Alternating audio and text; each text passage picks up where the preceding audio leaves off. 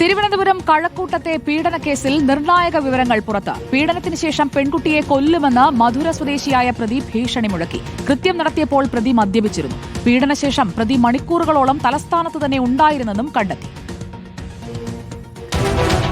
കഴക്കൂട്ടം പീഡനക്കേസിലെ ഞെട്ടിക്കുന്ന വിവരങ്ങളാണ് പുറത്തുവരുന്നത്. പീഡനത്തിന് ശേഷം താൻ തലസ്ഥാനത്ത് മണിക്കൂറുകളോളം തുടർന്നതായി പ്രതി ബെഞ്ചമിൻ മൊഴി നൽകി. രാവിലെ 10 മണിക്കും തിരുവനന്തപുരത്തെ വിവിധ ഭാഗങ്ങളിൽ കൂടി പ്രതി കടന്നുപോകുന്ന ദൃശ്യങ്ങൾ പോലീസിന് ലഭിച്ചു. കൃത്യത്തിന് പിന്നാലെ ലോറിയിൽ കിടന്നുറങ്ങിയ ശേഷമാണ് തിരികെ പോയതെന്ന് മധുര സ്വദേശിയായ പ്രതി പോലീസിന് മൊഴി നൽകി. പീഡനത്തിനിടെ തന്നെ കൊല്ലുമെന്ന് ഇയാൾ ഭീഷണിപ്പെടുത്തിയതായും യുവതിയുടെ മൊഴിയിലുണ്ട്.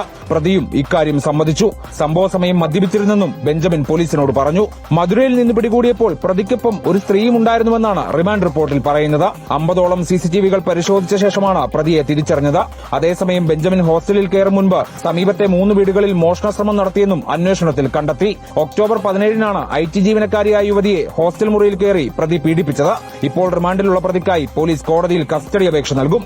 റിപ്പോർട്ടർ, തിരുവനന്തപുരം.